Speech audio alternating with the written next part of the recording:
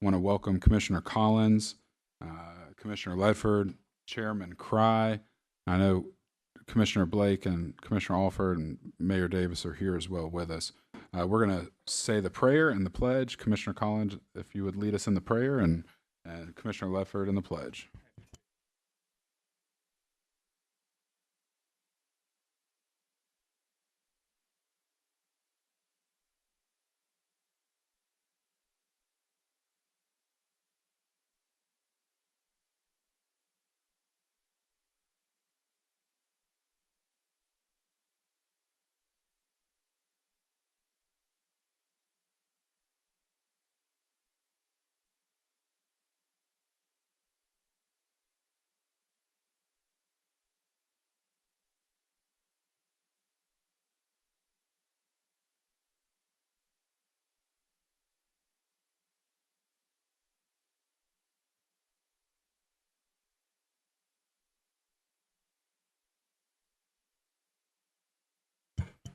Thank you, Commissioners. Need approval for the minutes, December 11th, 2023. Second. All in favor, say aye. Aye. Aye. Passes 3-0. Interim Director Lewis, it's nice to have you here with us today, and nice to have a lot of the staff from EMS here as well. Thank you all for being here today. We're going to start with old business, revenue loss report related to Digitech. Kind of give you the floor and let you speak. Guys, we are also, and I know some other commissioners are going to come and probably will have some questions. We have a large agenda today, and so there's a lot of things on these agendas. So if you do have questions, please pose them, and then we'll also have a time at the end where we'll kind of go over everything. And if there are any questions that aren't answered during that time, during the time of each section, we can ask them at the end, and that way we can try and keep this meeting moving and get a lot of you guys, it looks like, back to work today as well too. So, and the rest of us. So, old business revenue loss report related to Digitech. Thank you, Mr. Chairman. Just to reiterate what you said, there is a lot of information, but I'm happy that I believe a lot of it is good information today. So we look forward to sharing it. A follow-up to the request from the last meeting, this committee requested a report that would outline the loss that we incurred when we changed billing companies. So if you remember, we changed billing companies back in August, September-ish of 23, last fall. And because of that, there was some loss that was associated with it.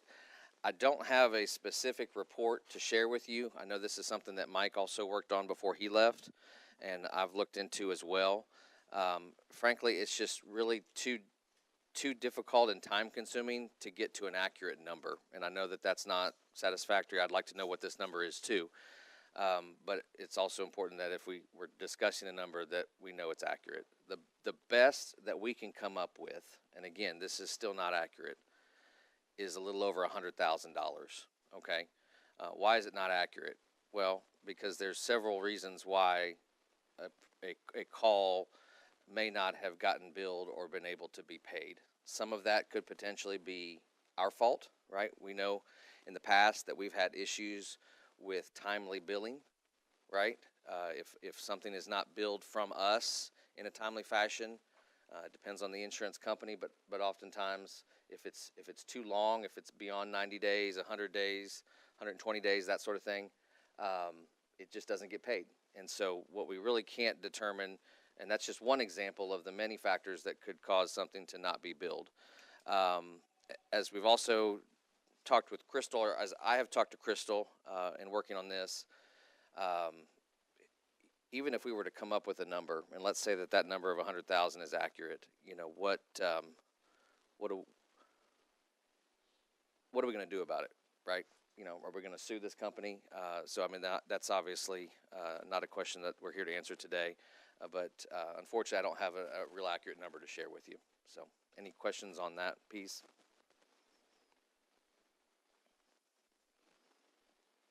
Commissioner Blake? Well, I mean, have we making a decision that we're not going to go after this, or are you just informing us that those are that's the battlefield.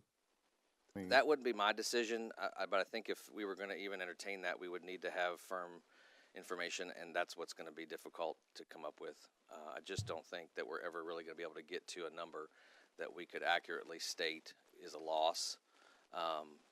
My opinion, if you're asking me, we'll talk about this later in the collections report. We are way up, right? and my thought would be let's focus our effort and energy moving forward. Lesson learned, and let's look at moving forward past this. So, Mayor, you're water under the bridge kind of thing. I mean, Well, I agree with the latter comment there. If you look at the report, and it sort of happened the last time, there's a loss, you might say, there's a down collection time, in this case for 2 months, but then it jumps up to more than it was before. So you can look at that and conclude that most of it has probably been collected. Getting down to exactly what wasn't and whose fault would be hard to prove if you were looking at going the other route. So at the end of the day, we've collected what we thought we were and then some. But we can't say there wasn't some loss. But the 2 months is the period. And then you come back the third month after these new people took over, and it jumped way up. So that makes me feel like that we got most of it back, and what's not there, whether it's 100 or 50, would be tough to improve. Any other questions at this time? We'll move to old business item B, hospital pre-authorization report. So this is a simple number to report. May 1st, we stopped taking these calls. Really felt like, and I'd been involved in some of these discussions, both internal as well as at the hospital for really the last year and a half. And the fix was always pretty simple to me, and that was we just simply don't take the call if they don't do their job. We gave the hospital over a year to address the issue, and they made some progress, but it was never something that was taken care of at 100%. And so effective May 1st, we no longer transport calls from Tenova to another facility, namely another hospital, if it requires a pre-authorization. Okay, not every transport requires a pre-authorization. You're really only talking about Medicaid, and so it's a small number of the calls that we take, but it was the number that we, as we looked at it, I think at one point we were averaging close to $25,000 a month that we were not being able to recoup, or essentially we lost because we were transporting these folks and didn't have the proper prior authorization. So effective May 1st, we no longer do that. So the answer to the question, or the number to report, is zero, and that'll be the case moving forward. Any questions for old business item B? We will go ahead and move on to our normal agenda items. First is item A, equipment upgrades.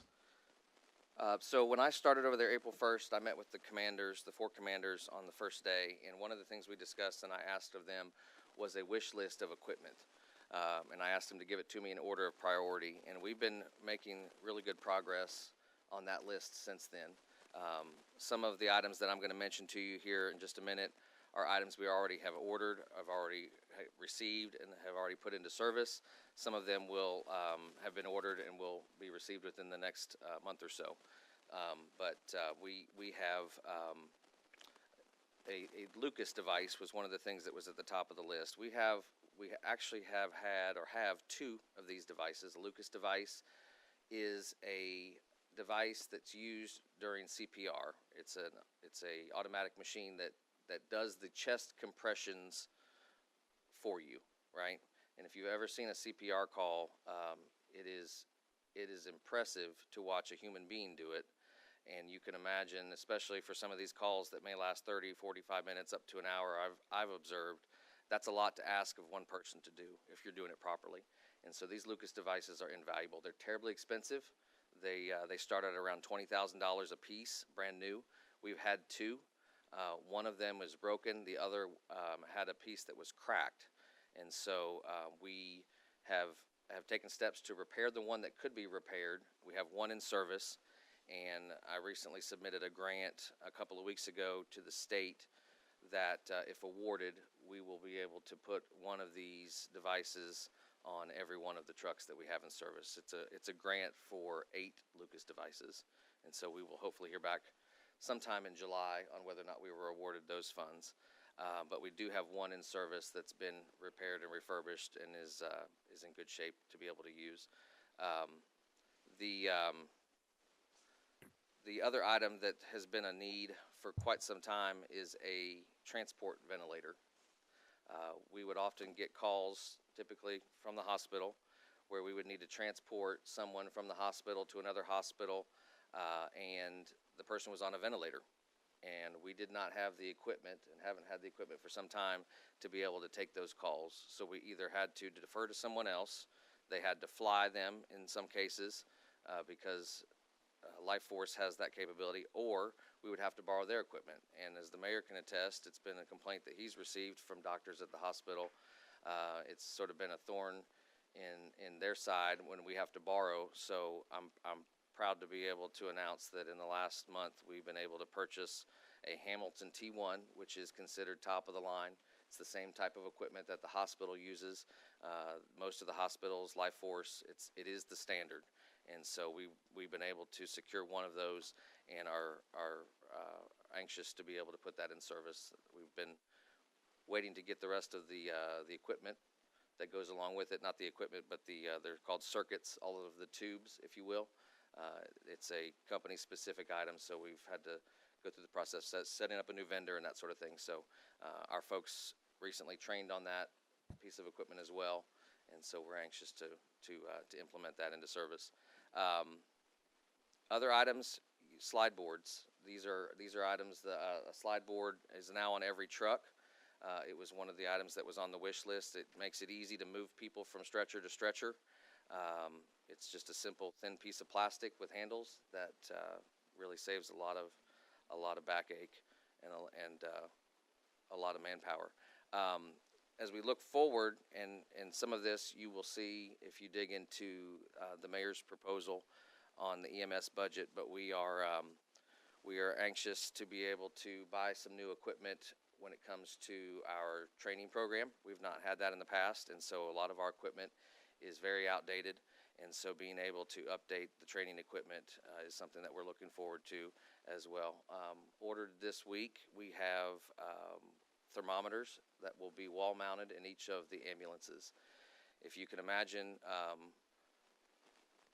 what most of our trucks are using are these little trigger thermometers, which are horribly inaccurate. I don't even use them on my kids because I know they're that bad.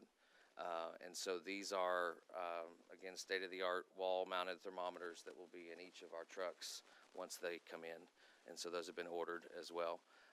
A few other things, we are in the process of adding a gasoline tank behind the main station. The tanks that we have there, if you're familiar with behind the station, are diesel tanks, and so it's going to be a big help to have a gas tank back there. So we're anxious to have that. Wait on the contractors to pour concrete, but then after that we expect to have a 1,000-gallon tank placed behind main station on Paul Huff. I think you may have seen this too if you looked at the budget request or the budget proposal. We are upgrading a trailer that has been dilapidated and really hasn't moved in I don't know how long, behind the main station.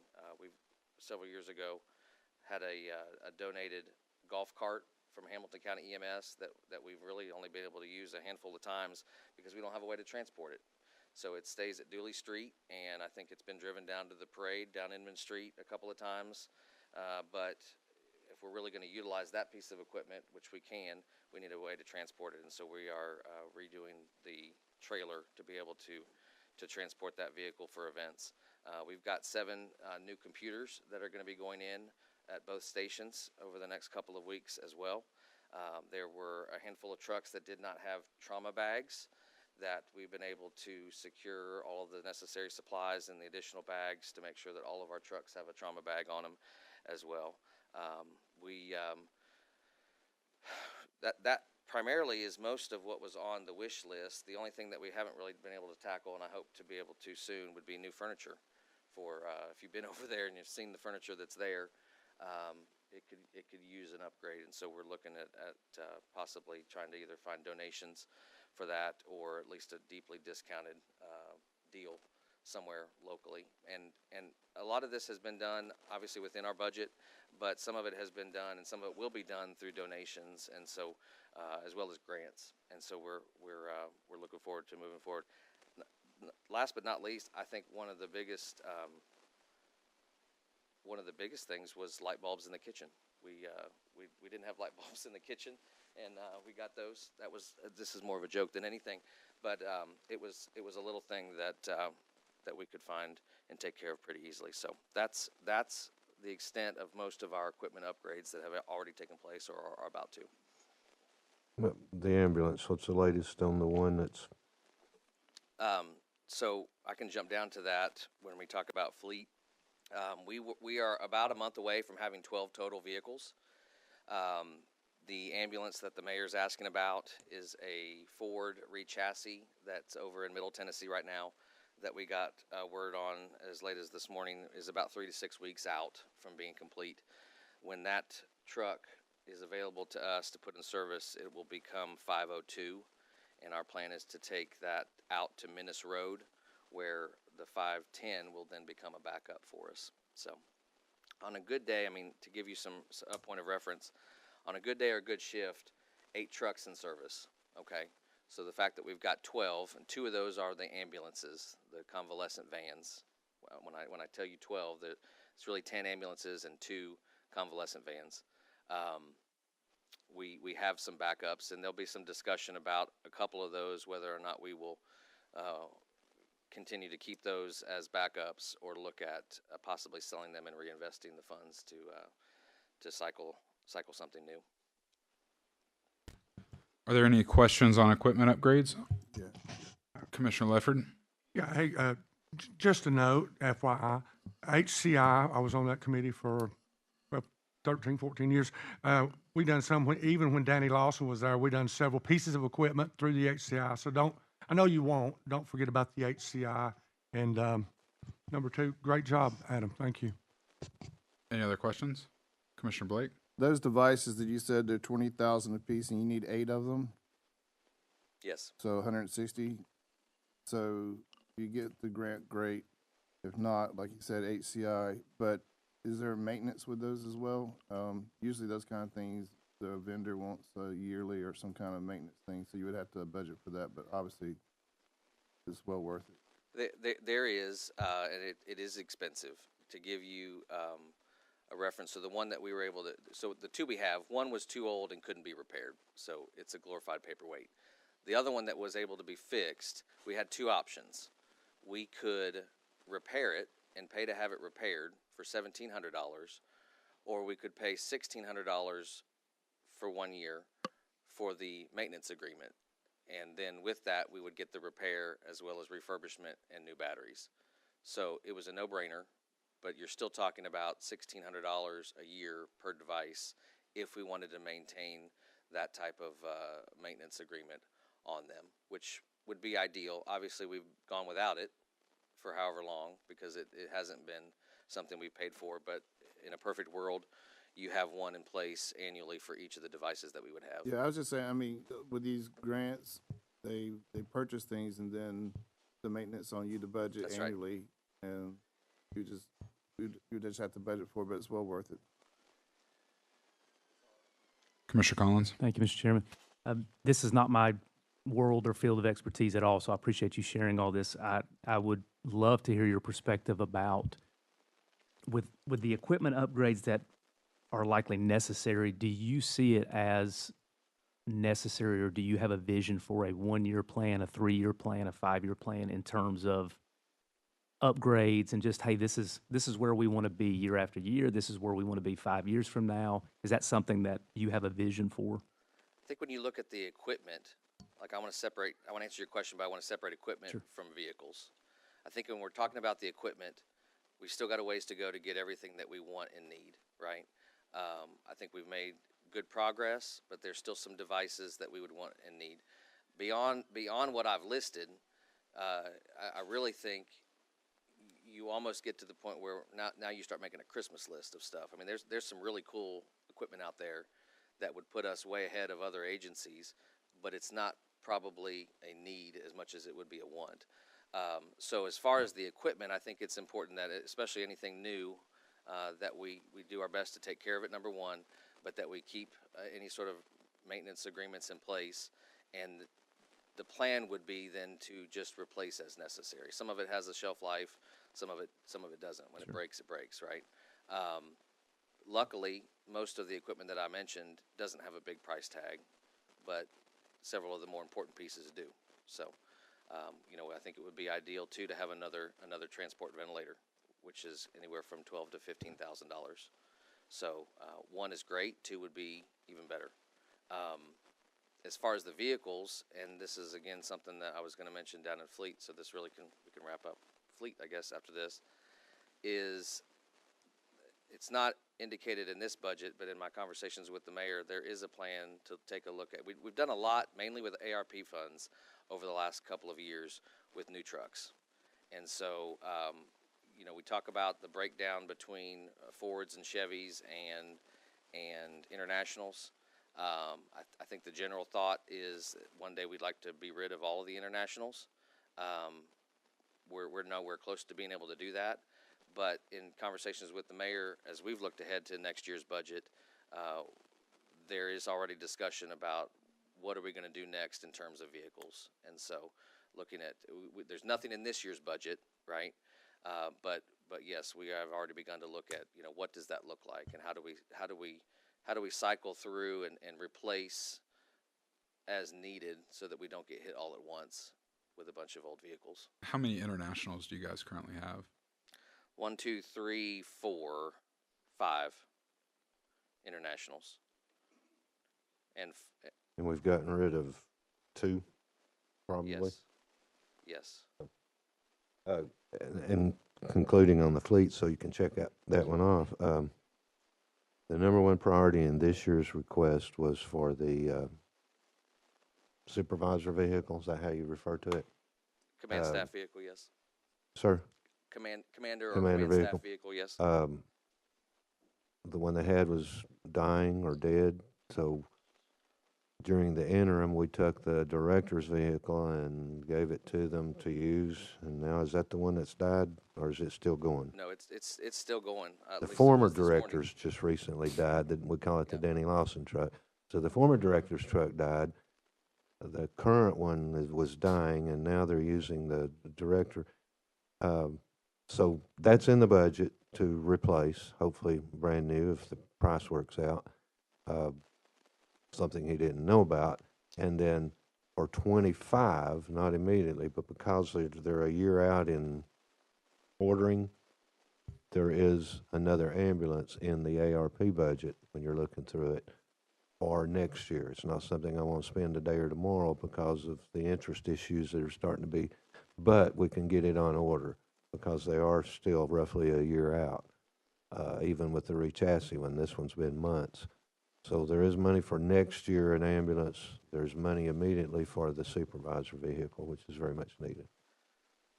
When we're talking about non-ambulances, you have the director's vehicle, which is a big white truck, which is being used right now by the lieutenants. So when in terms of command staff on any given shift, you have a commander who drives the Durango that was purchased last year. And then what we are going to offer the lieutenants, because you have a commander primarily stationed at the main station, and then a lieutenant who is primarily stationed at Dooley Street. And they are in quick response vehicles. They oftentimes can get to the scene or go to scenes when we don't need a full-blown ambulance to respond. We would send one of them, okay?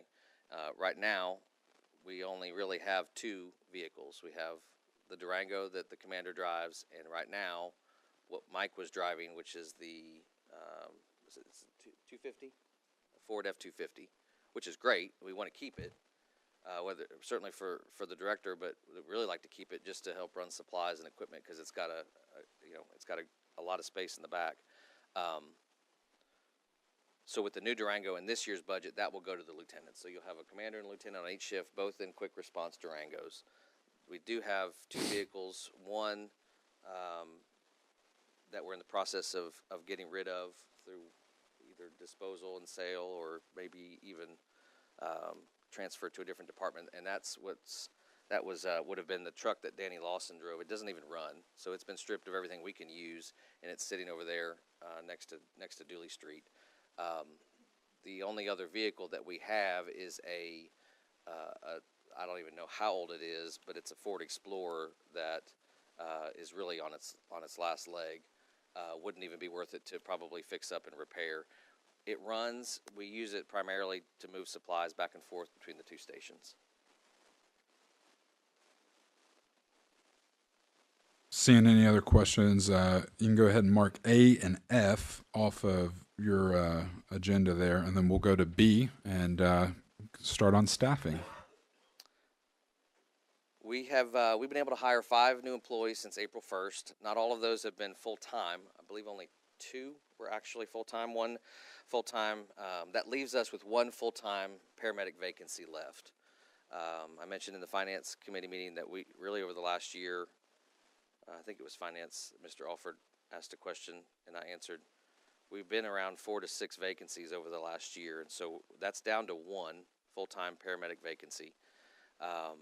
That number will change. You know, I know right now today we have a few folks that are leaving us, unfortunately, over the next couple of months, all for legitimate reasons. It's not because they're unhappy or they can go make money somewhere else. One is leaving the industry to go become an engineer. One is leaving to go to medical school. But those are 2 full-time positions that will open up just within the next couple of months. And so we'll always have movement. We have hired, as I said, 2 full-time employees, and 3 of those 5 were part-time. It's important to note when we're talking about vacancies, that number 1 is what we are budgeted for, not what we wish we could have to fill all of our 12 trucks, right? So several years ago, those vacancies that we had, 14 or 15 of them, I think, were cut back to be able to provide higher starting salaries and raises to the employees that were there. And my hope would be that if we're sitting here in a year or a year from now, or even 9 or 10 months from now, and we only got 1 vacancy, that we begin to have the conversation about how to pepper and add those positions that were cut back into the budget, right? But there's really no sense in talking about that until we've demonstrated that we can hire and stay full on a consistent basis. Commissioner Alford. Yes, how does our salaries now compare with the region area around? Are we getting closer to other people around? We've not done I think it's been a couple of years since we've done a real study to look. The short answer is no. We are still we are still below the Hamilton County. I know, for instance, you could probably look it up on Facebook right now. They advertise what their starting pay for a paramedic is, and it's several dollars more. When we compare to the private services, we've not looked at it recently. One thing that we will be doing that I don't necessarily think has been done or hasn't been done consistently in the past, the mayor's proposal has a 3% raise for all county employees. And I believe in the past, even last year, the starting salaries at EMS were not raised by that 3%. So last year when everybody got a 3% raise, the starting salary stayed the same, right? They were raised, okay. That was the first year, I believe. Yeah. So there have been years where that hasn't been the case. This year we will. We'll take the starting salary for a paramedic, which is $20.99, and raise it by 3%. So that's important, but it's still, to answer your question, no, we're still not competitive in comparison to some of the other services around us, private or public. When you say we're not competitive, we're not close, or are we in the ballpark, or have we done any kind of study to see if we could upgrade or whatever? I have not done a study to know for certain where we stand in comparison. Let me see if I can look up real quickly, or if somebody knows off the top of their head where. Yeah.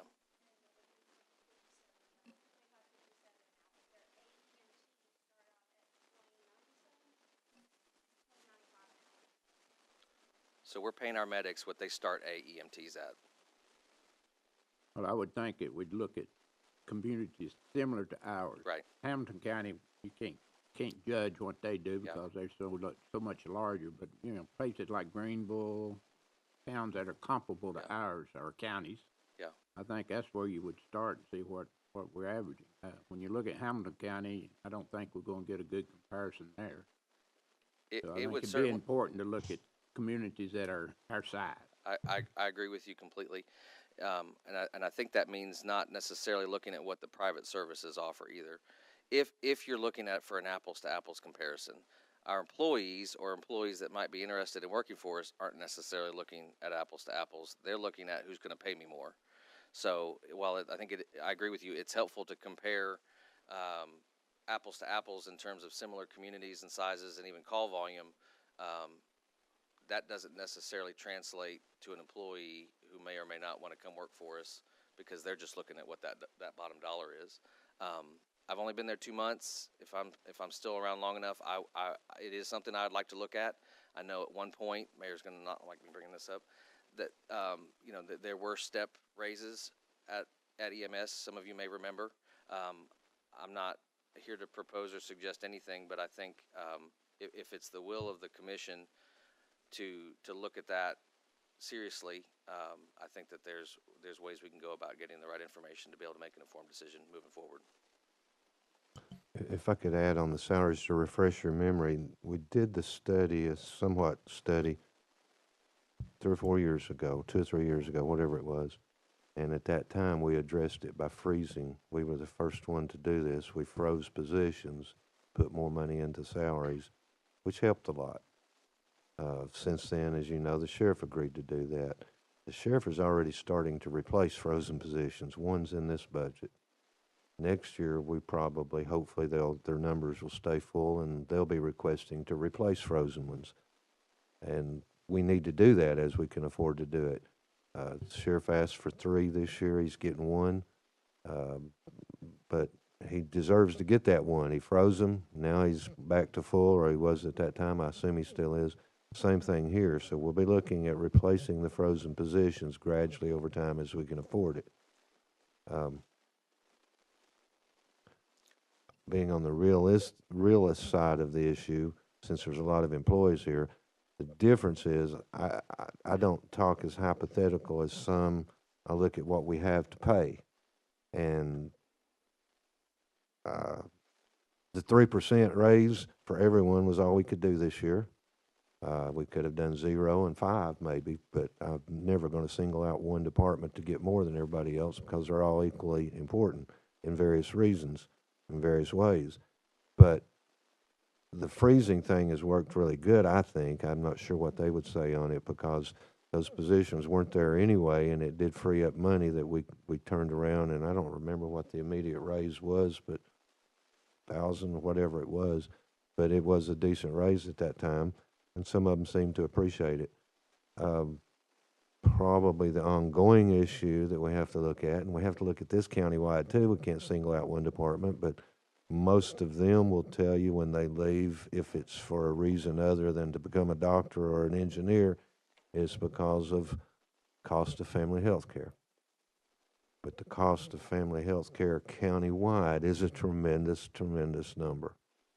That is a true issue that they have, and we know that.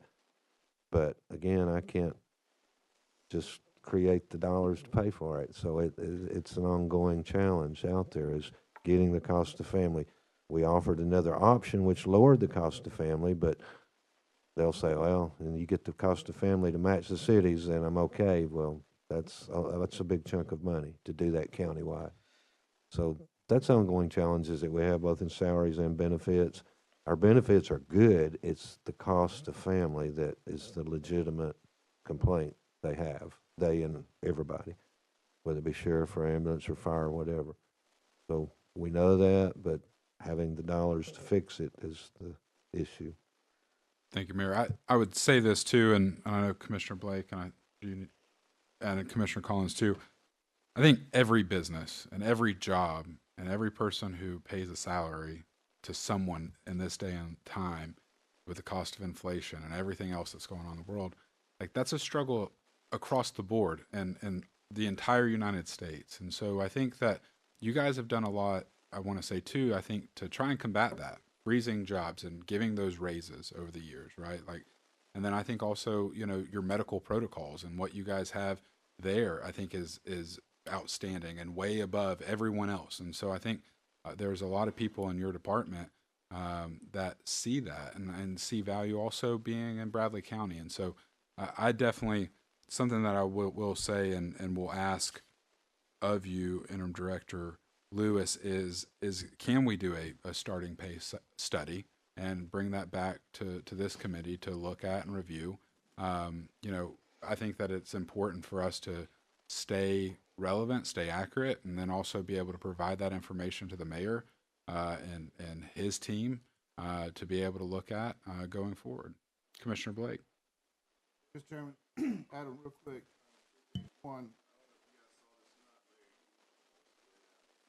the revenue projection went back up to 5 million. So years ago, we never met it, so we had to go down to 4.5 million. So the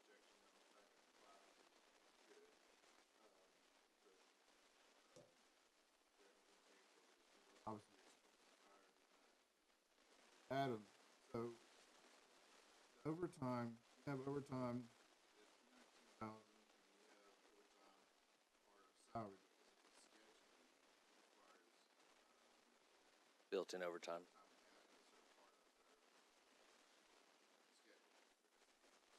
total of 779,000. Aren't you getting close to where you basically cut some of the paying time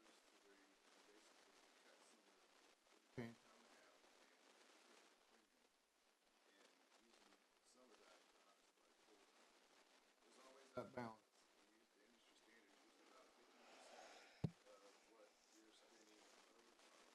You can use that money and hire a full time. One day you need more overtime. So it's an analysis that we do quite often, but with 779,000, pull that over into one of your salaries like 105 or something like that, you would reduce your overtime fee without a full-time person. Adam, let me jump in on that first. And he's exactly right. When you get to a point, it's cheaper to hire full-time as opposed to keep paying overtime. But don't use that second line. It's confusing. It's called overtime, but if a guy makes $50,000, part of it's paid out of regular, part of it's paid out of that quote built-in overtime. So that's his salary. If you add a full-time to it, that's going to increase that line also. It's not going to decrease it. Now, it should decrease the true overtime line. I don't have the numbers in front of me, but don't add them together. When we do the analysis, just look at the true overtime line, because the law dictates us to pay them out of two lines. It says we got to pay them out of a salary line and a built-in overtime line because of the hours, the 12-hour shifts, and firemen same way with their 24-hour shifts. But if you add those two together, that would be incorrect, because just think of that other line as part of their salary. The $300 and something thousand overtime line is a true overtime, not 700 and something thousand. If you, again, what I said was, if you add a full-time person, he's going to be paid out of that other built-in overtime line. You follow me, Adam? He's going to be paid out of two lines. If you have 10 or 50 full-time people, they're going to be paid out of those two lines. Both of those lines are going to have to go up. But the true overtime line is the one that dictates, hey, our overtime's getting so high we need to replace, which we're going to be doing anyway by unfreezing positions. Our challenge next year, I promise you, will be how many positions can we unfreeze for ambulance and for sheriff? Ambulance has had them frozen for 2 years longer than sheriff, and sheriff's already requested them. So we're gonna have to start replacing those frozen positions. That's our agreement. Freeze them. When you get full, we'll replace them gradually as we can afford to. So that's gonna eat up next year's budget request almost day one. Unfrozen sheriff and unfrozen ambulance, if they stay fully staffed, and I hope they do, fully staffed at today's numbers. But again, back to the overtime, yeah, but the only thing I picked up that you were saying wrong in your analysis is just don't use that second line, because just think of that as two salary lines. We divide it to please the federal government. It's the only reason there's two lines. I understand that you had to do the itemization piece of it, but it's still overtime. That's time and a half, it's part of their schedule, so the scheduling, I mean, they still get the same amount. But there, it as should long as be- we work 12 or 24-hour shifts, I would it's, think that it would still be part of the analysis, so that if there's a possibility, because you used to not have that, then you went to it. when we went to 12 or 24-hour shifts, we had to. Right, so the scheduling should be part of the conversation to reduce 400, 400. But now you're indicating to go back to 8-hour shifts, which takes even more people. I mean, this gets very complicated, but we're not. Let's go back to, I'll use the fire as an example. When we started the fire department, we said we're going to pay you $30,000. That $30,000 isn't really overtime, but 20 of it may show in the regular line and 10 of it show in this quote built-in overtime line. They're still getting the same $30,000, and you're not going to lower it unless you cut their pay. And the same thing with these guys. Theirs is different because it's not 24-hour shifts, but I see some blank looks out there too. I promise you, the salary has to be divided into two, and unless you went to 8-hour shifts, you're not going to eliminate that second, quote, built-in overtime. And if you do eliminate 12-hour shifts, then you're going to have even more vacancies to fill, which until you do, it's going to be more overtime. The way it is now works, and as long as you stay with that single-hour thing, you're okay. I don't think it's going to be recommended or proposed that we go to 8-hour shifts straight out, because there's just not enough medics out there to do it. Some of them might want to, some of them probably don't want to, but there's not enough out there, and to go to a straight 8-hour shift like we used to be, in my opinion, is probably not ever going to happen this day and time, because they don't exist. The bodies don't exist. But anyway, enough said on that. I didn't mean to go into it too much, but I know with all these employees sitting here, they're not, if they work their normal shifts, they're not getting paid overtime. Now, federal government's perspective, they are, because they worked more than that required, that total number of hours. So part of it has to be shown as overtime. That's your built-in overtime. You only get true overtime if you work more than that shift, the hours per week. I may not have said it right, but the finance person's sitting over here, but I'm right in theory in what I'm saying here. So I don't want the employees to get confused. We're trying to cut your overtime. We would love to cut you where you don't get any true overtime, and if we were totally fully staffed, you wouldn't. That would save this figure he's talking about, that 307,000. Most of that figure should be from, and I'm going even farther, but it's shift change. You guys are on a call, it's 8 o'clock, you don't just go off the clock. You might work another hour, taking that person who was about to die to the hospital and seeing him get off the stretcher onto a hospital bed. So you got an hour of true overtime there. That's going to always happen, right? And vice versa. So there's always going to be some overtime, but the overtime line would go down. The true overtime line would go down as we fill more full-time positions. But both of those other lines are going to go up, both of them. The one that says built-in overtime is also going to go up as we fill those full-time positions. So I'll hush with that. I hope I haven't complicated it, but it is a complicated thing, trying to satisfy federal government as well as doing what we do. We had to go back. We didn't know that law applied to firemen, so we had a one-line salary, and we had to go back. They came to us, said, federal government requires you to pay them overtime. I said, I'm paying them $30,000. They're not working overtime. According to the federal government, you are working overtime, so that's why we had to divide it into two lines. It's always been that way with that, or it's been that way for a long time with ambulance, but that's when we had to create the second line for fire, is so that federal government could see that over those number of hours, part of it's regular, part of it's overtime, even though you're just working your normal, regular shift. So trying to please them and keep employees happy and also meet the budget is a moving puzzle sometimes. Thank you. We'll move on to number C, collections report, and you can go to page. All right. Mayor, when do we have a date set to choose a director for EMS? No, there's no drop dead date. Think of it this way. I'll keep pushing him, and in the meantime, we're saving lots of money because we're not paying two salaries, and we've got the truck on loan to them while we're in this need of a vehicle till we get one bought. And I think it would be safe to say that everyone's fairly happy at the department. So there's no need to rush, but no, there's no timeline. If somebody came to me tomorrow that was qualified to do the job and was willing to start at the pay and the budget, I would definitely consider it. Don't get me wrong. I'm not have a closed door to it, but also I'm not saying there's a drop dead date out there. I just want to say this, the appreciation for Adam, this guy's doing the assistant to you and director and doing a wonderful, great job. I know it firsthand. I work there. I see these guys. I talk to them every day. And so I don't know. I wish we could do something for him because of the extra. This guy is going in the evenings and visiting these people. And I know I praised him the other day, and I can't help it. I'm sorry. But when you get somebody that puts this much effort into bending over backwards to make these guys happy, every single EMT paramedic that I've talked to is happy to be there. And that didn't used to be that way.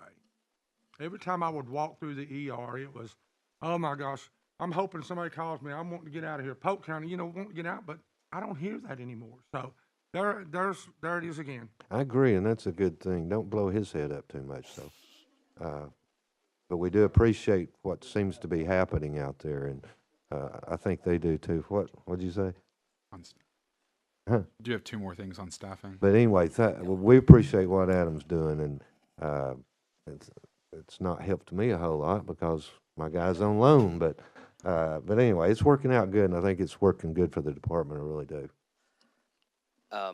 Just two more quick things, but I appreciate the personal kudos, but it really is a team effort. We talked early on, and this ties into staffing. Do we need to pay more to be competitive? Absolutely. But I think if you drive down the road to Hamilton County and ask them how many vacancies they have, they're having a hard time filling those at $25 an hour. That's not an excuse for us to ignore the fact that we're $3-4 behind, right? But all that to say, I think you can look at many industries, law enforcement included. You can look at the hospital that struggles to fill vacancies. Money helps, but it doesn't always solve the problem.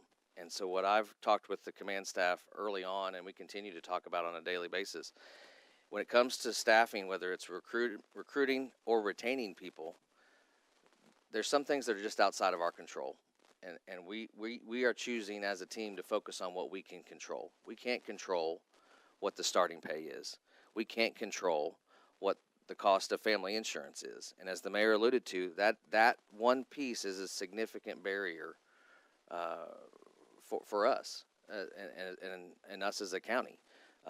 2 years ago, when we studied what it would cost to make family insurance affordable and comparable to what the city pays or what a city employee pays, it was anywhere from it was $800,000 a year. And despite what people think, the mayor doesn't have a piggy bank in his bottom right desk drawer with that kind of money sitting in it. So where do you come up with that kind of money to fix a problem that we all know exists? So what we've talked about is the fact we can't control those two things, but what we can control is whether or not we've got the right equipment, whether or not we've got good working equipment, how well we're training, how well we're preparing for the day and for the shift.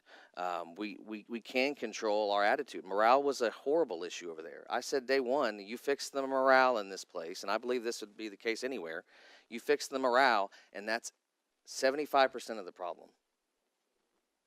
right? If you're miserable at a location, it doesn't matter how good the equipment is, how much you're even paid oftentimes, you're still not happy. And so when I say it's a team effort, I can say that as the interim director, but it's these folks that have to come in every day and make the choice. I'm going to come in with the right attitude. I'm going to come in and support my coworkers. I'm going to come in and respect the folks that are trying to support me and lead me. And so while I appreciate the personal kudos, it very much is a team effort, and we wouldn't be sitting here talking about nearly any of this if it wasn't for the fact that the folks behind me have been a big part of it as well. Two quick things on staffing. The mayor really only told me one thing before he sent me on my way to EMS. He said, find me more paramedics. And I think we've all talked about the fact that we need more paramedics. We want more paramedics. And frankly, they're not knocking down our door to come apply. We were fortunate to hire one full-time paramedic recently. We've got a number that are part-time, right? When I've dug into, not to beat a dead horse, but when I've dug into, well, why are you a full-time paramedic working somewhere else? And the answer is almost always because I can get affordable family insurance somewhere else. They're working somewhere else full-time to get the insurance and still work for us. In many cases, I've asked them, 8 specifically that I asked, that were in that boat, how many of you would come work for us full-time if the family coverage was more affordable? And 7 of 8 said that they'd be here in a heartbeat. So again, not to beat a dead horse, paramedics aren't applying, but I'm proud to say that there are 8 advanced EMTs that are in school now and will graduate with their paramedics license in the fall. And so what we've also focused on, if we can't recruit them, then let's at least do the best we can to grow and retain them. And so we will have 8 new ones if they so choose to stay, and I hope that they do in the fall once they get their medics license. We've also brought EMRs back. EMR is an emergency medical responder, and they are primarily at our fire department. You might remember in the past that those were folks, they really can only come drive for us, which may not sound like a whole lot, but if you're short-staffed and only have 6 trucks and you can put another truck on the road and all you need is a driver, it's a huge help. And so we've had a handful of folks from over at Bradley County Fire that have come back and are serving with us in a part-time capacity. They love it because they get their time and a half, which is way less than what our folks are making, but it's great money for them, and it certainly helps us out. So we're thankful to have those folks back as well. Can I ask one follow-up question, and we're going to move on to collections report? Those 7 of 8 that you said, that you talked with 8 people about coming to work with us full-time that were part-time people, were those people who were currently paramedics? Yes, that's what I meant. The 8 people who were part-time for us that are paramedics. 7 of them said that if we Yes. fixed family insurance, Yes. they'd come work Yeah. for us full-time? But again, that sounds like an easy fix, but when Sure. we studied it 2 years ago, it was $800,000 a year. Yeah. And that was only an estimate because we weren't really sure how many people would actually take us up on signing up for that coverage. So, you know, I think money doesn't solve all the problems. It would certainly help. And it's certainly not an excuse. The fact that other folks are having the same problems we are that are paid more isn't an excuse to not address it. But I'm also proud of the fact too, that we've got folks that frankly could be working anywhere else right now. I think of one of our sergeants who lives in East Ridge, and I remember on night shift when he made the comment, I drive from East Ridge, and I stopped and I literally asked him, why do you not work for Hamilton County? And he said, because I love Bradley County EMS. I love our protocols. That's something, if you haven't heard that and don't understand that, our medical protocols, what they are allowed to do, how they're allowed to treat a patient, are much more advanced, much more invasive is the right term. They're allowed to do more cool stuff, right? And that's attractive if you're a paramedic or an EMT. He mentioned that, you know, our protocols, the people, the call volume in some cases. I've talked to folks at Hamilton County that hate working for Hamilton County because they hate the call volume, or they hate this, or they hate that. And that's why I go back to, it's more than just what you get paid. It's got to be those other X factors that are a part of or should be a part of any organization. One quick thing too that falls into staffing, and I'm sorry to keep dragging this on, but I want to give a quick update on the mental health program.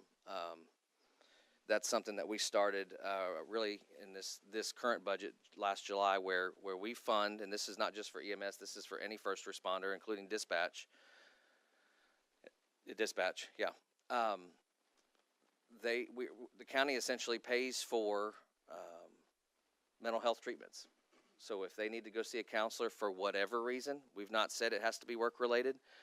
Frankly, it's anonymous, and we stay out of it. I get a bill once a month from the providers that we have partnered with, and I can tell you that dozens and dozens and dozens of our folks have been participating in this, and I don't think we will ever know just how much that means. That is a benefit that I'm not aware of anywhere else, and so that's something that this commission and I think Bradley County can hang their hat on. That's being paid for by the opioid funds that have come in. It was one of the allowable expenses, and I hope that that's a part of our budget for many, many, many years to come. And if I may, we're going to continue that program for as long as we possibly can. Yeah. And we got 17 years of opioid money. I don't think we use it all, but as long as we can, we're going to put that in there. We'll move on to collections report, which I think is another great thing. Yes, so Monday, I took a check to Trustee Smith's office for $473,454. Get down to I can get the cents for you, Mr. Blake, if you need them. 15 cents. Yeah. Which brings our fiscal year total to a little over $5.3 million, which is tremendous. As the mayor mentioned earlier, EMS has struggled for a long time to hit their budget projections. And for a point of reference, the budget projection for this year was $4.5 million. So with a month left at 5.3, we're poised to be over $1 million over what was budgeted as our revenue projection. While that's a great number, EMS, to my knowledge, has never been and probably never will be self-sufficient, right?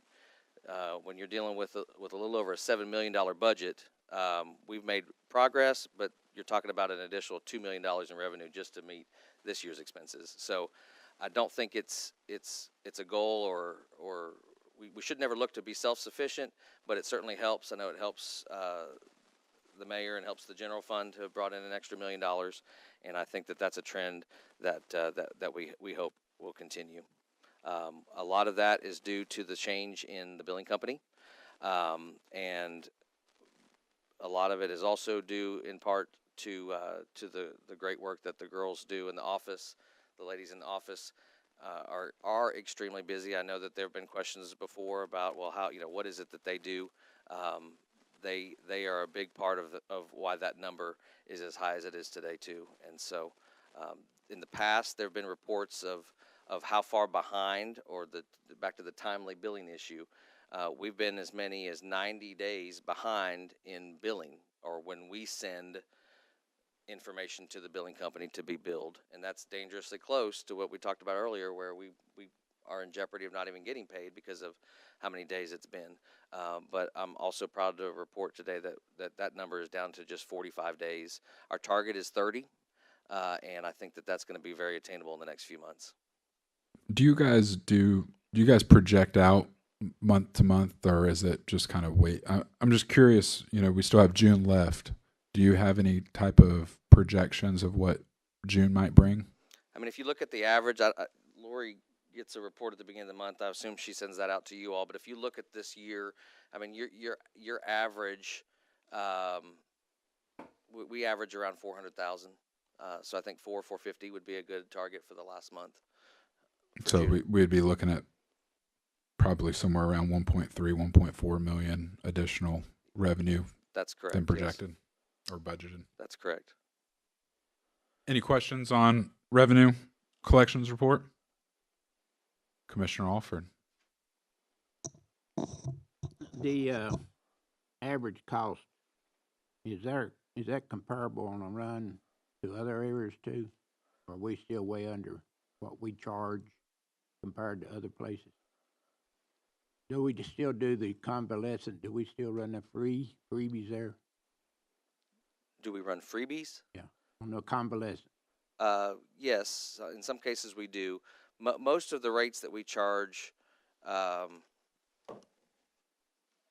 are set by, I mean, it's based on insurance rates. So I don't know that we've ever done, to answer your question, no, I've not done a study to look at what we charge compared to others. Largely, it's going to be set by insurance, and so the rates will be the same. Really, when you get there are a handful of calls, and boy, we can get in the weeds on this. You know, there's long been the discussion that Bradley County EMS either needs to be run like a business or run as a service to the community, right? I believe that we've just got to strike a balance. If we were to run it like a business, there's a lot of things we would need to change today, because there are things that we're doing that just frankly are losing us money, that don't make good business sense. But if you look at it through the lens of offering it as a service to the community, it does make sense. But there are, and I maybe can jump down to this section E. You talk about the convalescent calls, or code 80s as they're sometimes called. We recently also stopped taking certain calls that fall into that category. Doctor's office visits, where we would get a call through dispatch, or it would be scheduled ahead of time through the office, and we would go to one of the facilities in town and pick up one of their patients and take them to a doctor's office visit. We stopped the calls because, frankly, it was costing us several reasons. It was costing us a large amount of time. I don't know if you've been to the doctor lately, but you don't usually get in and out. And so we would have an ambulance sitting there waiting for sometimes several hours while a patient was in waiting to see a doctor. This might be a testing location. This might be a doctor's office. This might be a specialist's office. My favorite is when the patient was new, and we show up with a new patient, and guess who gets to fill out this mountain of new patient paperwork? One of our employees. An amazing service to the community, but when we're spending hours at a doctor's office multiple times a day, multiple times a week, it begins to affect our ability to respond to 911 calls. And so that was primarily the reason for making the decision to stop taking those calls. It only affected 3 facilities that we do that for, one of which is Bradley Healthcare, Life Care, and Signature Healthcare. Primarily three. We do get other similar calls from other sources, but primarily those 3. The difficulty in making that decision really lies with the fact that these convalescent calls, in most cases, are guaranteed revenue, right? They're pre-scheduled, they're pre-authorized, they're paid by insurance, and I think that's been the resistance to take a look at these code 80s or these convalescent calls in general. When we dug into the number about this specific type of call, the doctor's office visits, we found that it really only made up about $100,000 worth of our revenue. So if you look at 5.3, by cutting off those calls, by no longer taking that type of call, it represents $100,000 in potential revenue that's lost. What we gained and what we made up, besides it being, I don't mind sharing, I mean, it was a total morale buster. I mean, you sign up to be a paramedic, and then you go sit at a doctor's office every day. Like, they weren't the favorite calls, okay? So aside from it being a morale booster, it frees us up to better respond to the 911 calls, which I think everybody would agree should be our primary focus. It also, and we've yet to really see the full benefit of this, but it freed up the ladies in the office, okay? They were spending a lot of their day fielding these phone calls, scheduling, and it wasn't just a phone call. I'm Adam from Signature Healthcare. I need to schedule. No, it was one visit might mean, half a dozen phone calls back and forth. If something has to be rescheduled, if there's a change, so they were spending quite a bit of time fielding these calls and scheduling these calls during the day, when I'd rather them be focused on billing and making sure that we don't get behind. And that's a big reason why I think you'll see that number of 45 days drop to closer to 30, because that's a big piece of what they were required to do to take these calls that's now off their plate. We didn't leave these facilities high and dry. There are many scenarios in the past, and let me back up too and say that the decision was made, I don't know how long ago it was. We used to take these folks to the doctor's office in Chattanooga, and that decision was made to stop that. And we hoped that would make a difference, and it did. But we still, over time, have looked at these as still a challenge to try to pull off. But the we're not leaving these folks high and dry. In the past, if we've been busy, we've said, hey, we can't take that, or something's come up and we've got to take this, and directed them to call any of the private services that would love to come in and take business. And so that's how they've handled that. So we gave them enough notice. We told them this is the date that we're stopping these calls. You're free to call whoever they want. And for those facilities, they already had a list of resources that they called. So really, we heard next to nothing in terms of feedback. They understood. The communication was good, and it's been a little over 3 weeks now, almost a month, that we've not been taking those calls. We did make an exception. A handful of these calls are folks, just mom and pop, calling from their house, and they need transport to a doctor's office. And I felt like it was important to continue to take those calls. And here's the reason why. Number one, of those type of calls, it makes up a very, very, very small minority of the calls. But I felt that a Life Care or a Signature or these facilities have the manpower and the resources to schedule these calls. Mom and pop, who might just be used to calling Bradley County EMS and being taken care of, I didn't want to leave those folks out to dry. So again, back to a balance between being a service to the community and still run it like a business. That piece of that decision was made because I felt like it was more important to continue to take care of those folks that don't have the kind of resources that these facilities do, and that's primarily the reason why we continue to take those calls. But the convalescent calls, I was asked, or it was asked to me, I heard we're no longer doing convalescent calls. How can we do that? That's how we make all of our money. We still take convalescent calls. These doctors' offices were just a small minority. Roughly 20% of the entire call volume we take are convalescent calls, code 80s, transfers. So we're still taking plenty of them every day, day and night, and I don't see that will change anytime soon. I just think you need to really look at that happy medium between freebies and business. Yeah. Because I think that's a critical point.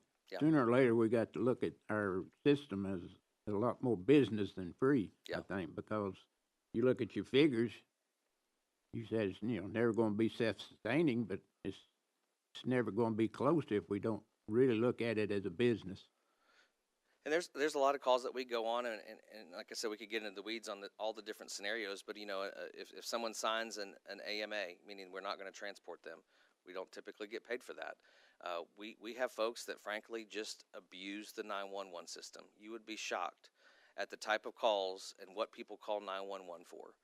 I've personally been on a call where the person called 911. It came out as they had fallen and needed assistance.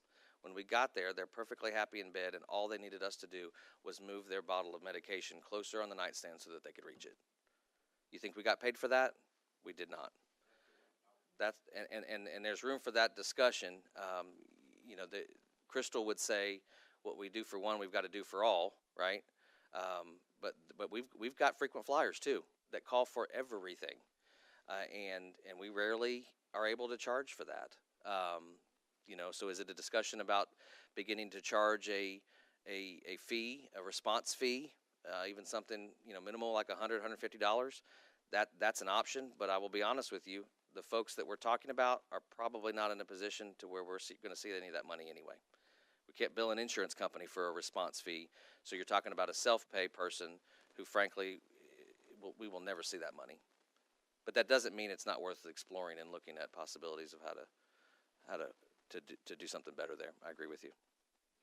But Adam, if you did, even though they can't pay, we did with this another one. Even if you send them an invoice and say, coming out there and moving that bottle of medicine is whatever fee it is, at least it's documented that there's an invoice.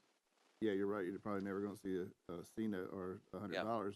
but it's worthwhile from, I guess, our point of view at the I agree. business level to know that an invoice was sent to them and it's have to fight that off, whatever. Right. But you would know those numbers.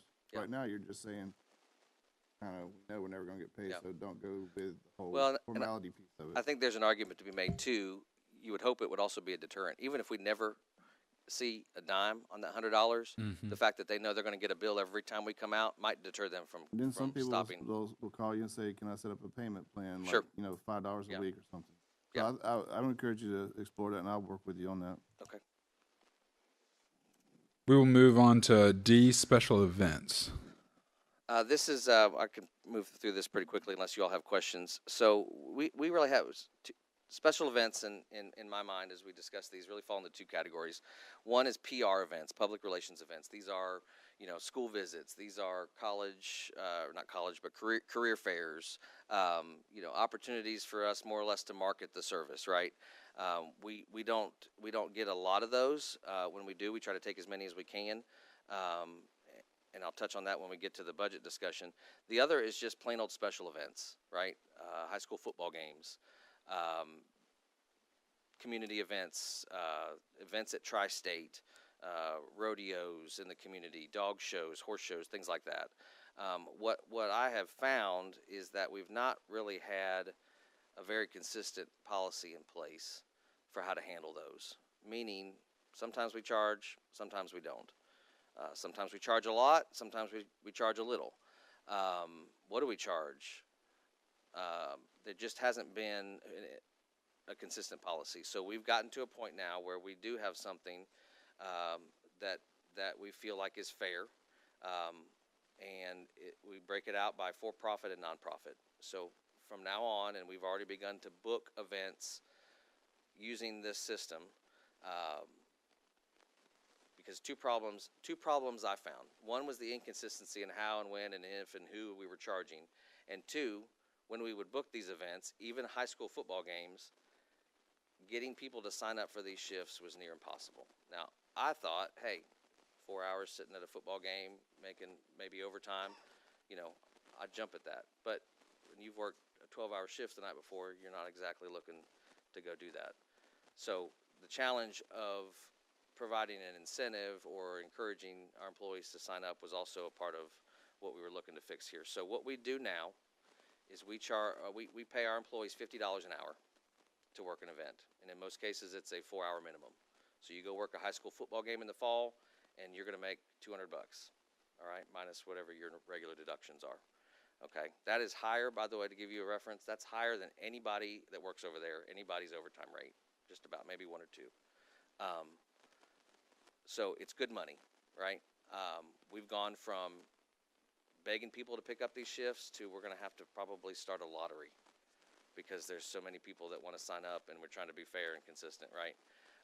But we on the flip side, for-profit and nonprofit, we will charge and have charged $150 an hour for a 2-man truck. We've got an event coming up in Polk County. Rally Car USA is hosting a rally car race up in the mountains. They're doing a test run. They're trying to recruit an international rally car race to Polk County. And they approached us several weeks ago. We're sending 5 crews, maybe even as many as 6 or 7 on June 15th. We would have never been able to do that if we weren't paying $50 an hour, I'll be honest with you. So we're going to be able to send 5 crews over there at $150 an hour for the truck, for a 2-man crew. A nonprofit side, and schools would fall into this category, we're charging $100 an hour. That's really only covering the cost of what we're paying the employee, right? If you think about it, we are providing the truck, the gas, the supplies, but in reality, we are even though that's the case, we are still saving money if you consider the fact that before, and I'll use the schools as an example, when we would send somebody up there, we're eating the cost of everything because we were paying. We've never charged the school system. We've never charged the school system for being at these games. But every sheriff's deputy that's on site at those games is getting time and a half, plus benefits, plus gas, plus truck, plus car. They're getting well compensated, and as they should. And so we've already had discussions, whether it be graduations, whether it be football games, whatever the school system, county and city, is aware of this. We're going to begin to charge that $100 an hour with a 4-hour minimum rate. They are obviously looking at where to find that in their budget, but To give some perspective, Walker Valley High School spent over $27,000 with Bradley County Sheriff's Office for home football games last year. In comparison, they would spend for the same set of home games $2,400 with Bradley County EMS. Now that's $2,400 that it's coming out of a football budget that's probably already tight. I recognize that, but we just can't continue. We can't continue to do it for free. And so, nonprofit, that would be church, that would be any nonprofit.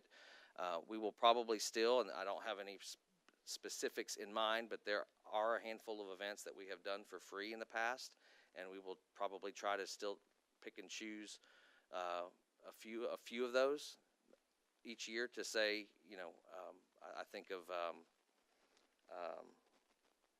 Special Olympics. We've historically always done that for free. I feel like, especially with this new policy in place, we can afford to, if we so choose, to offer that as a free or as a donation to an organization like that. But again, by and large, we'll begin to charge everyone if they want to use our service. I won't say which school because it's really irrelevant, but we got a call asking us to come work at graduation. Told them what the rate was going to be. They were a little concerned about the price, and they said, "Can I call somebody else?" I said, "By all means." Our rate was going to be $400 for graduation, and they called me back, and the cheapest quote they got was $850 for the same 4 hours. So I'm not worried about being too expensive. If anything, we're a deal. We're a steal. Any questions on special events? Just complimenting him on that. That's getting toward a business. Thank you. But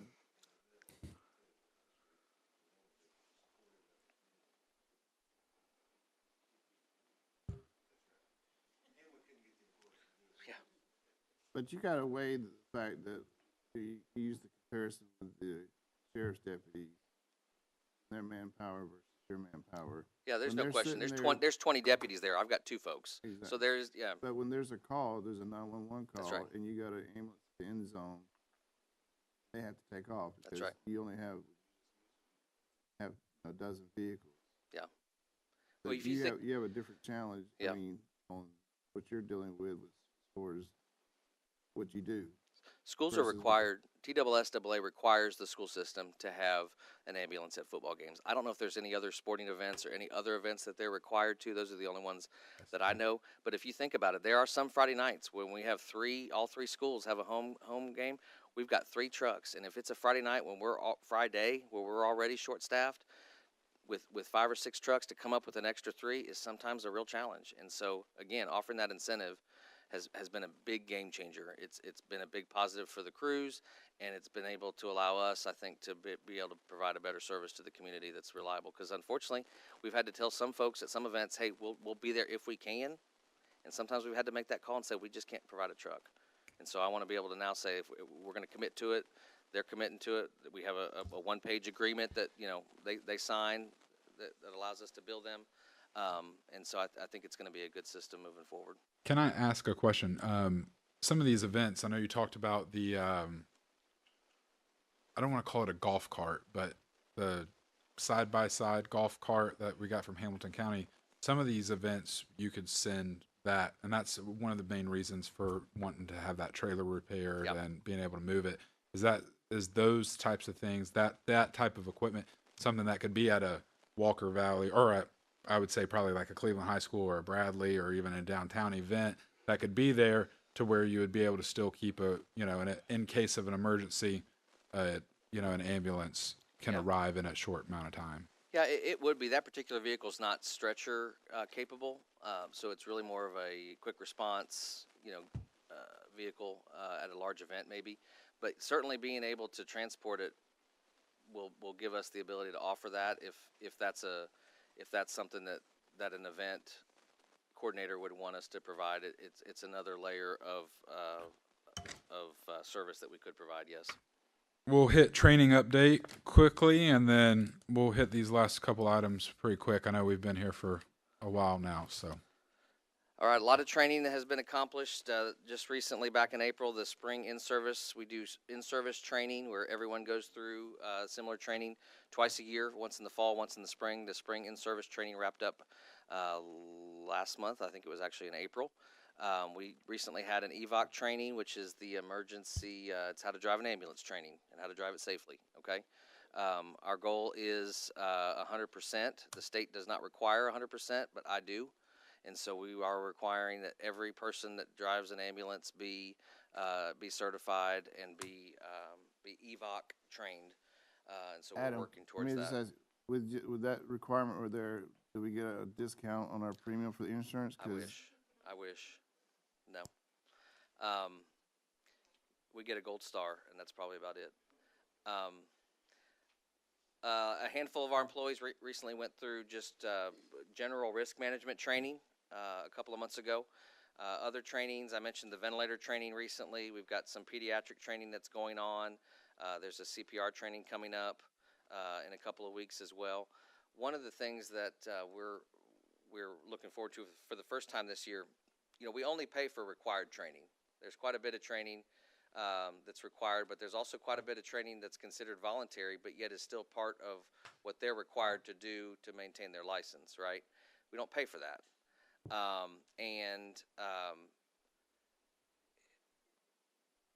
For the first time this year, EMS will be provided in-service training similar to what the fire department and the sheriff's department receives. From the state.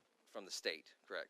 That money comes from the state. There are requirements they have to make, you know, they have to meet so much in-person training. There's specific topics and how many hours.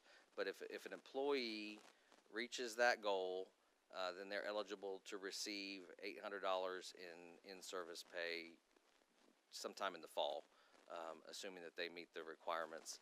And this is important because, again, the service doesn't pay them, but this will be an opportunity for some of that voluntary training that they've done to, in essence, be paid for it. So we're hopeful that the majority of our folks will be able to take advantage of that. And I think it's also worth mentioning too, and this may go back to the staffing issue. You know, EMS is the only, we're talking about first responder agencies. To become an EMT or a paramedic, you've got to put yourself through school. You've got to pay for school. You're paying $2,000-3,000 for tuition if you go to Cleveland State. You're paying another $1,000 for books and uniforms. And then after that, you've got to basically work 150 hours for free for us doing a clinical, practicing what you've learned in the classroom that you also don't get paid for. Meanwhile, you can go be a rookie fireman and get paid to go to rookie school, get paid while you're training, no expenses out of your pocket, and become a fireman. Same with law enforcement. They pay you to go to the law enforcement academy, pay you while you're there, and then hook you up with a job when you're done. EMS, all of their training, all of their schooling, it's out of their pocket on their dime, and they're not getting paid for next to any of it while they're doing it. And so all the more reason why we should look at every other possible benefit to recruit and retain people, because frankly, it just doesn't seem fair. But that's the world we live in when it comes to emergency services. Do you have a number on that? I mean, On like if we were to pay for the education. well, we have the scholarship agreement Right. with Cleveland State. Now, which, from what I which understand, only covers Commissioner 2. Winters, from that I understand that's very good. In fact, he told me the other day he wanted to double it. Yeah, that would be fantastic. I mean, you're talking about the agreement basically is that we provide, the county pays for 1 semester, and then Cleveland State picks up the rest. And so the last several years we've had 2 that have been able to receive that scholarship. We'll need to renew that agreement again before the end of July for the fall, but then we would be able to select 2 more as well. But I know that for the ones that have received it, it's been a huge benefit. I would just to go on what Commissioner Blake was saying. I would love for us to see, us expand that and find a way for us to be able to do it. I think that the more people that we can help put through training, help cover some of these costs, help be able to see partnership with Cleveland State. And I've, in personal conversations that I've had with some people at Cleveland State, I think they're wanting to do it just as much as well too. So I think that it's something that is definitely needed. And I think it's something that is great for our people. You've got people who are advanced EMTs that want to move up, or regular EMTs that want to move to an advanced EMT. Whatever that training is, I think it's a phenomenal thing.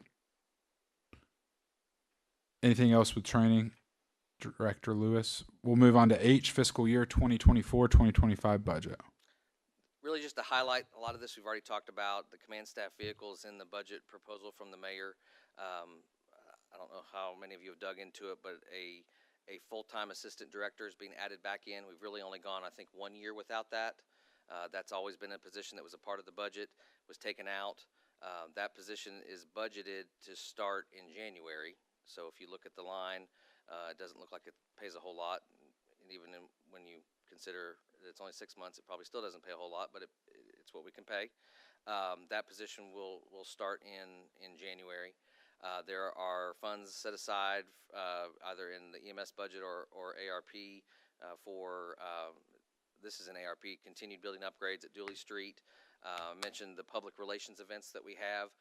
We are just pitiful when we show up to these events. I mean, people show up with tablecloths and swag and brochures, and we show up with a stretcher and a monitor, which some people think is cool, but in comparison we look less than. So we've got some funds set aside. And swag is like giveaways, correct? Giveaways. Yeah. For some of the older people in the room sorry. who might not know what swag is. So some merch. We've got some money set aside to try to beef that up so that hopefully we make a better impression when we show up to these events, which in turn helps with recruitment. We've got some funds set aside to provide an additional uniform allowance. You talked about those fringe benefits earlier. In the past, we've provided $250 a year to full-time employees. When the polo alone costs $60, $250 does not go very far. And you're expecting people to have boots, shirt, belt, pants, and multiple sets of each.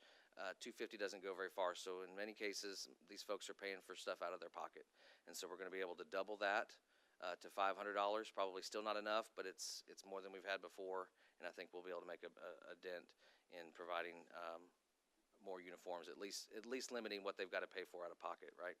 Of course, I mentioned earlier that the starting pay will be raised. One item to look at that one of the items that I found was that when I had an instance where someone came to me and said, hey, I got my paramedic's license, and all I got was a 60-cent an hour raise. Like I'm making the same after being here 5 or 6 years and putting myself through school as somebody who walks in off the street. And technically, they were wrong because the person that walks in off the street also gets a sign-on bonus. So they actually get more that year, right? So what we've done is change the policy, and the way it worked, and this may turn out to be a dangerous decision, I'll be honest, but the way it worked, doesn't matter how long you've been here, where you're at, what license level you're at, when you earn that next license up, your pay raise was the difference between where you are and where the starting pay was, right? So this person was making $20.20 and got his medic's license and got bumped up 60 cents to the starting pay of where we start paramedics. I didn't like that because number one, it washed away all their seniority, and when you've got folks like these AMTs who may want to go to school, what's the incentive for a 60-cent raise, right? And some of them were less and some of them were more, right? What we've done instead is if you're an AEMT, you will get basically what equates to a $2.96 an hour raise, which is the difference between the starting pay of an A and the starting pay of a paramedic. So if you've been here for a year or you've been here 10 years, if you're an advanced EMT and you go get your paramedic's license, you're going to get roughly almost a $3 raise. That will be determined always on the difference between the starting pays. If you're a basic EMT and you get your A, it's about $1.50 difference, and so that would be your quote raise. I feel like that was important both to encourage people to to push themselves and provide an incentive to go to school, but also it's a recruitment issue, or I'm sorry, I think it's a retaining issue. And so why I say that could be a dangerous decision is that's not necessarily how the budget was structured, right? So we'll obviously have to watch some of those lines as we get closer to the end of the year next year, but I think it's going to be a good move for us. Obviously, I mentioned this earlier. Looking ahead, some priorities. Obviously, we've talked about the replacement cycle for trucks, and potentially, hopefully, maybe at this point next year, talking about adding positions back in because the vacancies are full. But the other thing that if I'm still around in any capacity, that I want to put on the table now is we desperately need a full-time training captain. We have someone who's serving in a part-time capacity that does a tremendous job. She works for us part-time. She teaches at the college. She's plugged in. She's engaged. But you could put Superwoman in that position part-time and not get out of Superwoman what we need to really be able to serve Bradley County EMS to its fullest capacity. Other departments have a full-time training captain. You think of fire. There is plenty to do year-round for a full-time training captain at Bradley County EMS, and that'll be something that I hope we can address and look at as soon as next year's budget. Any questions? We'll move on our last topic for today, letter I, the Hamilton Medical Center purchase. I know there's been some questions about what that will do with EMS, for EMS, and kind of what that kind of change in hospitals will do. And I know that you've had some conversations and just kind of get some updates on it. So I'll just talk briefly, then I'll let you ask any questions that you might have about it. I've had several meetings. I think the first was myself and the mayor with their top leadership. I've had some separate one-off conversations with them as well. There's a lot that they can't talk about until later this month when the FTC completes their review of the sale of the property. Okay, I believe it's August 1st is the transaction day. That's their go live day. So you're talking about August when they would officially take over at our location. I don't think it's private, but the working title will be Bradley Medical Center, which I think is amazing. I think that's a great thing to be able to bring Bradley back into the name of the hospital here in our community. But I was asked almost immediately after the announcement, by really starting with our folks, what does this mean for us? Because as many of you may know, they have their own private ambulance service. They essentially run the county ambulance service there in the county that they're in down in Dalton. And so, I was asked, what does that mean for us? What does that mean for our call volume? And as we've had a chance to talk with them, I think in the first meeting the mayor and I had, I specifically asked, how do you envision the relationship between your hospital and Bradley County EMS? And the response that I got was immediate, and it was, we are open to whatever you want that relationship to look like. In subsequent conversations, I flat out asked them, are you planning to set up shop? Do you want to set up shop? No, they don't. Frankly, they've got a heavy lift for the next 18 months. And all they're going to be worried about is getting their hands and their arms around what they've just bought here, right? So they're not focused on that. They want to work very closely with Bradley County EMS. They want to know how they can help us, which I think is going to be tremendous. We've not always had the equal partnership from corporate at Tenova, and you all know that's been a challenge.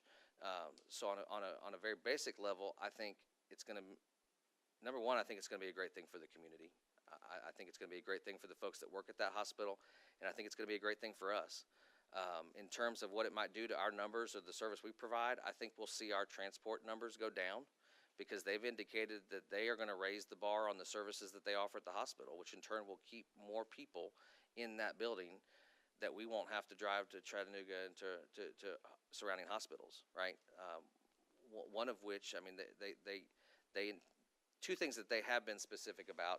They intend to raise their cardiac game significantly. And if they're able to keep more people and treat more people at a cardiac level here in Cleveland, that's going to mean less transports for us, just that one area alone. They've also indicated that they would like to, that their goal is to be trauma rated in the ER. What does that mean?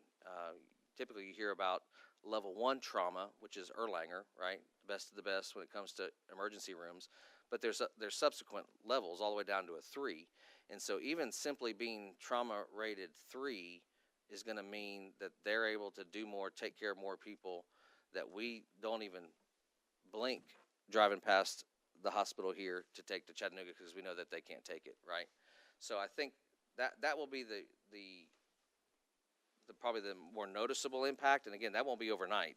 It'll be some time before I think that they can achieve those goals. But in terms of them wanting to sort of set up shop, you know, I don't mind saying that, you know, number one, we're a closed county, right? Nothing will happen without the expressed permission of the county. And we went through this most recently when we gave Amerimed permission and have a contract with them to come in and do the mental health transports for the sheriff's department, right? You'd be talking about something similar type of discussion, but on a much larger scale. They can't just set up shop. Even if they've got ambulances down there, they can't just roll across the state line and start transporting people. They have to have a license. It's a different state, different rules. They're licensed in Georgia. They're not licensed here. There was some discussion about whether or not they can move patients from hospital to hospital, right? From here to there, or vice versa. According to our state's EMS board, they can do that as a one-off, but as a regular occurrence, no, they would have to be licensed, and again, that would fall then back to us. And what about us? Well, Are we, as Bradley County EMS, able to transfer patients from absolutely Bradley County to Whitfield County, Georgia? Absolutely, and I think that will become more of an occurrence. If you think about it, you know, it would take about as long to drive down Dalton Pike emergency traffic as it does to get to Erlanger, downtown Chattanooga. So you're not really adding any time difference. You know, our protocols, regardless of what the hospital would like us to do, yes, they'd probably like us to take as many patients down there as possible.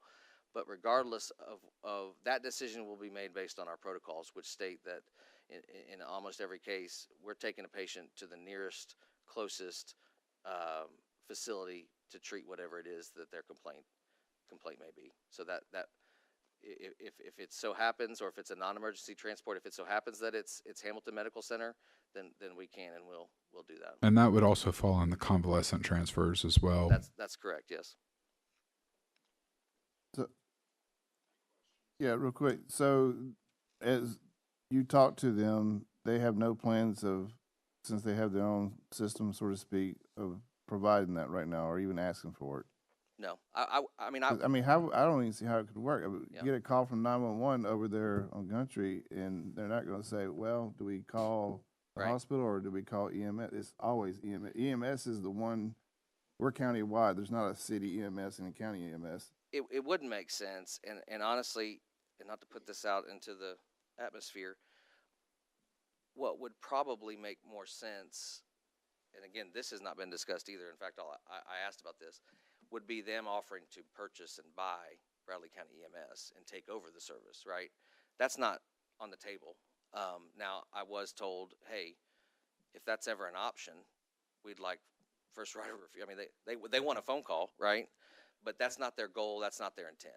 And so, you know, and I'm not scared or worried by that response. I would say the same thing. I mean, if we're going to sell, and I've got a hospital here, I'd want to talk to you too, but that's not their intent. Like I said, they've got 18 months to 2 years.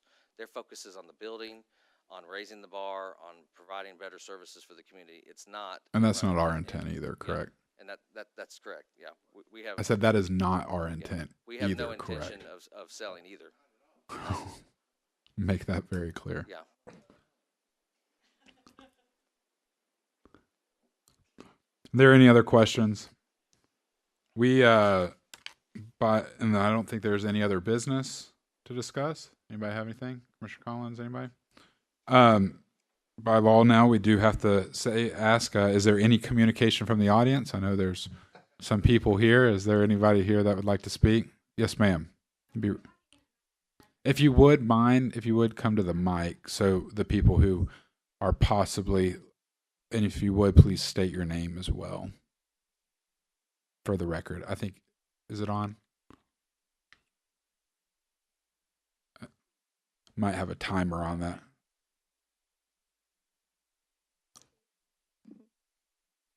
You guys hear me? Yes, Okay, ma'am.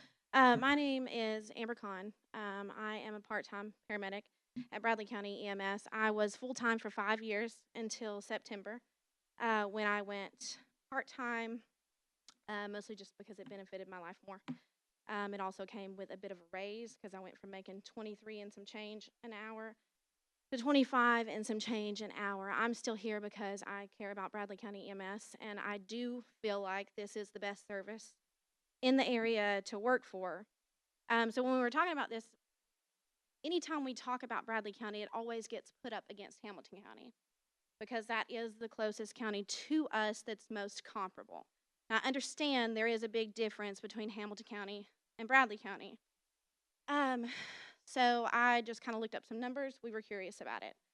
The population of Bradley County, according to last year, was 110,000.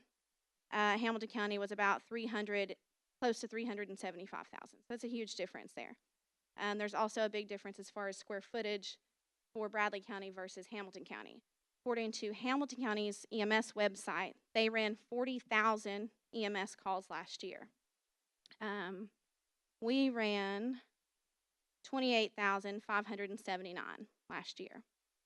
This is a little bit different because Hamilton County has 17 ambulances, and they run 24/72. So at any given time, if they are fully staffed, everyone is in service, they have 17 ambulances available to run those calls. We are running not much less than about, not much more, I'm sorry, than about 10,000 calls annually, and fully staffed, we're running that with 8 trucks. Again, they pay the 25 and some change an hour. Start out at 20 something. So then you mentioned, was it Greene County, North Carolina? Greenville. Oh, Greenville, Tennessee. Okay. So then I don't have the numbers for that. I don't know how it compares.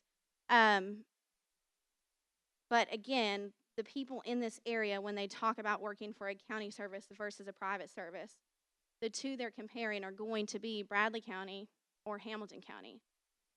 Other than that, they're going to work for a private service. If you don't mind, can I ask you a question? And Yeah. this is for anybody. What other county services, I would say within like 5 or 6 counties around, is there? Just for my knowledge. Like does Ray County. Ray County, Ray is McMinn? actually private. So they're called Ray County EMS, but they are actually technically a private service. You've got And then- Meigs County. They are a true county service. They have, what, 2 ambulances? 1 ambulance, I'm sorry. So anytime they run an emergency, we're on standby for them. Polk County is also private now. They have 3 ambulances. We also go on standby for them if they have an emergency. Anything that requires more than 2 trucks, they need our help, and if we have it, we give it. There's McMinn County. They're private because they're AMR, and they have 6 trucks.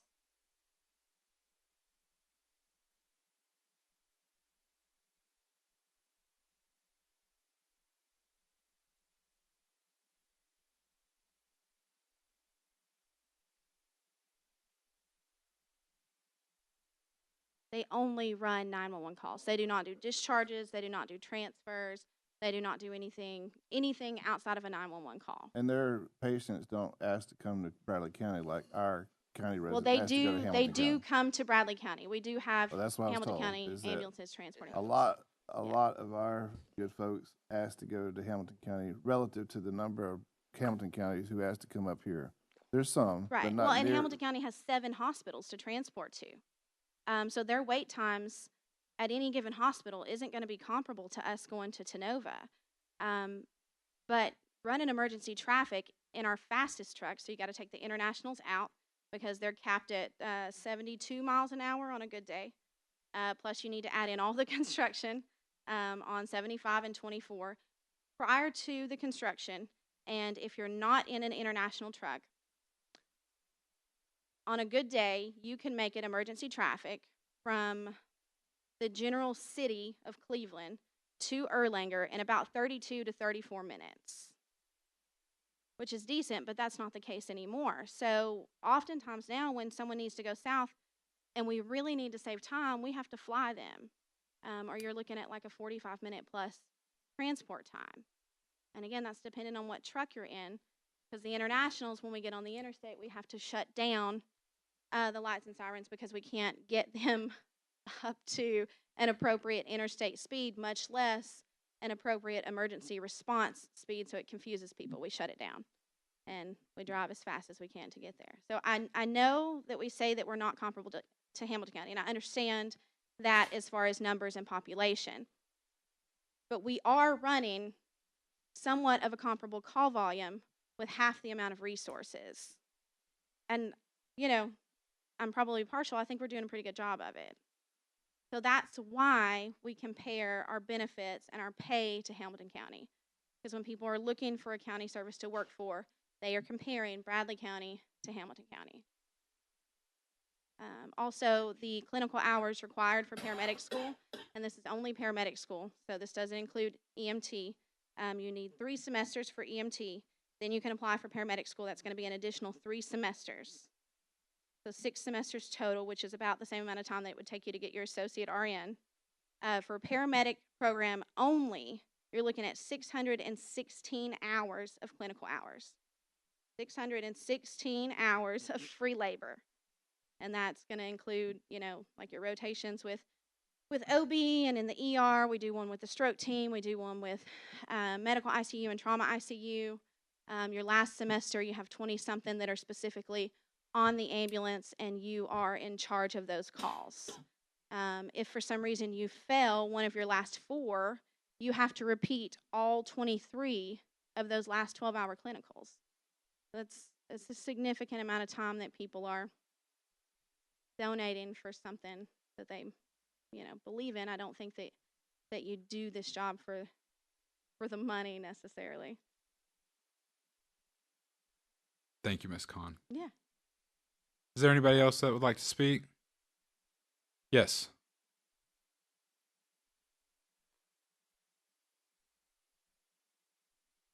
Try to make it short. I know everybody's probably ready to get out of here. I just wanted to say my name's Hunter Shifley. I've worked for Bradley County EMS since 2017. I moved here as a paramedic from Ohio. Bradley County has really become my home. I have worked under 3 different directors, and I just want to say I know he's interim, but Adam has made probably the biggest change to Bradley County EMS that has ever happened. I know that the attitude is better than it's ever been, and it is actually upward sloping, which is a big deal. If you stop by a station on any given day in the last 7 years, that's a big deal. I just want everybody to know that we appreciate Adam, everything he's doing, everything he's trying to do, and I don't know if he wants the position, but we would like him to have the position. So that's all. Thank you. Adam, raise your right hand. Is there anybody else from the audience that would like to speak? Yes, ma'am.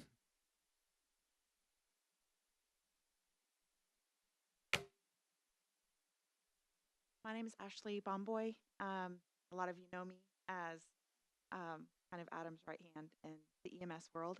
I'm uniquely qualified with a different perspective in that my husband works for Hamilton County EMS as a paramedic.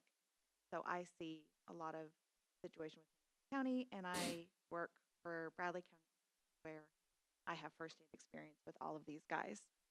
So my husband recently had a call with a patient where the patient asked to come to Tenova because they are from Cleveland, and it would have become too costly for their family to come down to Erlanger or Memorial or Park Ridge. So they asked, can you please transport me to Tenova? And Hamilton County protocols required him to say, I'm sorry, but we can't transport you to Tenova. It's too far. So this community has been, I'm sure you guys can attest how many frustrated patients we have because we have to send a patient to Tenova. We can't take them to Erlanger just because they want to go to Erlanger, Memorial Park Ridge. So, I just wanted to let y'all know that the protocol for Hamilton County is the same, only, the different hospitals. So, the community's complaint that, we don't have accessibility to bring them to Chattanooga would be the same in Chattanooga. They don't have the accessibility to bring them here. The other thing I want to say is how proud I am of Adam, not just because of what he's doing with the finances or with the communication with downtown, but to see him giving of himself to these guys. There have been times where I have come in the morning and he's been sitting in the bay just talking to guys. What do you guys need? What do you guys want? Like getting to know them, getting to know their situations. He's come on Saturday mornings and made breakfast for crews. He knocked EMS week out of the park. EMS week has always been kind of a bummer. Hospitals have done stuff, but EMS, Bradley County EMS as an entity really didn't do anything to celebrate these guys. And Adam had something every single day where he was just letting these guys know how grateful he is for their service. So I'm just really proud of what Adam has done, and I'm really glad that I get to be a part of it. Thank you. I'm disappointed we haven't got an invite to Saturday breakfast yet, but that's about it. But is there anybody else that would like to speak? Seeing none, I would like to take and we've been here for a really long time, so I will make it short and quick. And I'm saddened that Miss Stewart left, that Commander Stewart left. But there's two people here. There was three. Maddie Jones, Paramedic Jones, and Commander Taylor. I want to personally say thank you. Sorry. It's a very scary situation in my family, and you guys are amazing and took care of my daughter and took really good care of her when she needed it the most. So thank you so much for what you guys do. I've got to experience it and see it firsthand, and I can't thank you guys enough. And I truly do believe we can talk all day long about Hamilton County or McMinn or one of these other places, but there's nobody better than you guys. And I truly believe that. I think that you guys care about our community. You care about giving the best care possible day in and day out. And I just want to say thank you from the bottom of my heart because I've experienced it firsthand. So if there's nothing else from this committee, motion to adjourn.